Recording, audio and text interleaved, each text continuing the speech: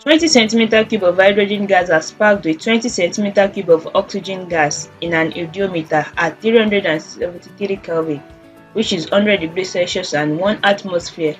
The resulting mixture is cooled to 298 Kelvin, which is 25 degrees Celsius, and passed over calcium chloride. The volume of the residual gas is dashed. Here we have to calculate the volume of the residual gas, and when we say residual gas, what we mean by that is the gas which does not react, that is the gas which is left over. Otherwise, I can also say the excess gas left in the reaction. And to attempt this question, we'll be using gay-lussac's law amongst the gas laws we have, because this is a typical question on gas law. So, and what does gay-lussac's law says? Gay-lussac's law states that when gases react, they do so in volumes which are in simple ratios to one another and to the volumes of the products, if gaseous, provided that the temperature and the pressure remain constant. So for it to be applied, the reactants must be in gaseous state as well as the product. And another condition is that the temperature and the pressure must remain constant. But here we are being made to understand that the mixture is being cooled, that is, the temperature is not remaining constant, but the pressure still remains constant. Yet gay-lussac's law will be applied. I'm only taking time to explain this aspect to avoid any form of confusion as to the condition under which gay-lussac's law must be applied. The reason why we'll still be using gay-lussac's law is that the mixture is now being passed over calcium chloride. And calcium chloride is a good example of an hygroscopic substances, that is substances which absorb moisture rather. They absorb moisture. They are generally being used as drying agents, and that's what calcium chloride is doing here. So now, before we proceed, the first thing we'll be doing is to write out the chemical equation to show the reaction between the hydrogen gas and the oxygen gas. Solution.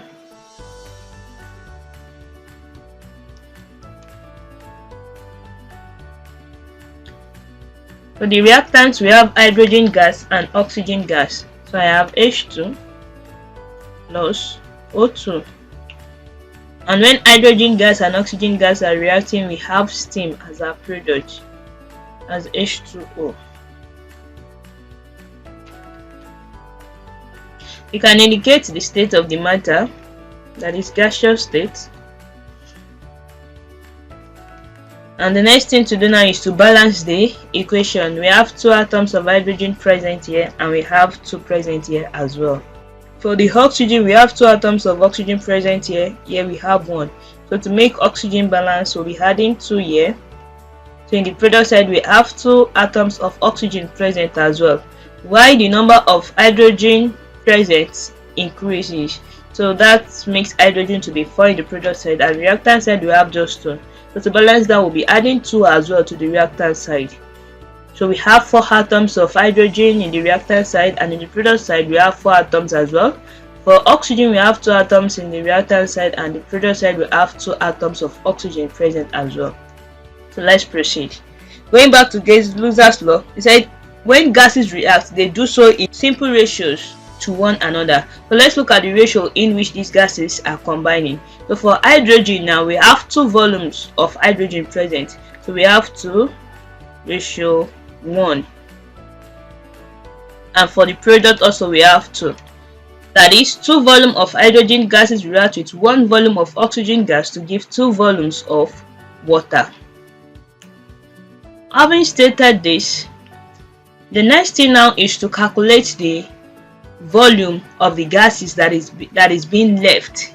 We'll calculate each of them, that is the volume of the gas that is being left unreacted. That's what we want to get now.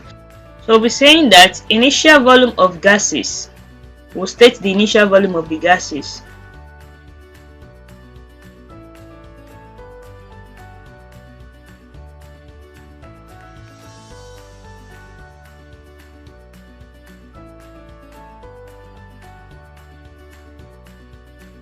So from the question, we have been made to know that 20 centimeter cube of hydrogen gas is reacting with 20 centimeter cube of oxygen gases. So we have 20 centimeter cube here, and we also have 20 centimeter cube of oxygen gas. Why for steam 0 centimeter cube? This is because we haven't gotten steam as a product yet. We are only stating the volume of the reactants.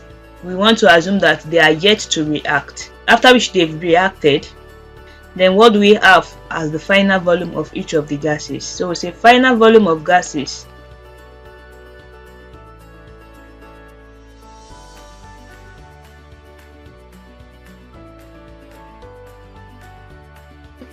we have 20 centimeter cube of hydrogen gas and 20 centimeter cube of oxygen gas as well, reacting in the ratio of 2 to 1. So if I'm being given 20 centimeter cube of hydrogen gas, what volume of oxygen gas will be required to react with this? Based on its reacting on ratio of 2 to 1, definitely if I have whatever value I have here, half of it is what will be needed for the oxygen gas. So if I have 10 centimeter cube of hydrogen gas, the half of 10 is 5. Definitely 5 centimeter cube of oxygen gases will be needed. Now we have been given 20 centimeter cube. So if 10 centimeter cube of hydrogen gases is reacted, definitely half of it, which will be 10 centimeter cube of oxygen, will be required. So the final volume of gases that is being used or required is, so for hydrogen gases, now hydrogen gases is being used up, we have 20 centimeter cube, and for oxygen gas we have 10 centimeter cube, and for the product as well will be 20 centimeter cube based on the ratio in which they combine. That is, if we have 10 centimeter cube of hydrogen gases reacting, definitely in the product side we'll be having 10 centimeter cube according to gay-lussac law. So if we have 5 of hydrogen gases, here also will be 5. So here we have 20 centimeter cube of hydrogen gases reacting. Definitely the steam will be having 20 centimeter cube as well. So let's proceed. The volume of the residual gas, the gas that is present in excess, the one not used up, and from here now we will discover that exact volume of hydrogen gas is being used up, while for oxygen now, oxygen is not being used up. Definitely oxygen gas is the residual gas. So to get the volume of the residual gas, we'll say volume of residual gas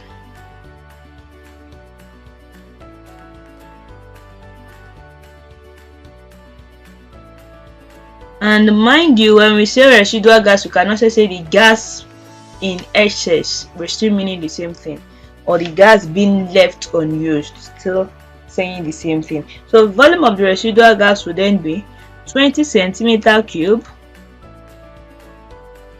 minus 10 centimeter cube, which is equal to 10 centimeter cube. So here we've come to the end of the solution of the question. So the volume of the residual gas here is 10 centimeter cube, which is the final answer. Please, I would like us to subscribe to this channel and also click on the notification button so as to be notified as soon as new videos are being released. Thank you.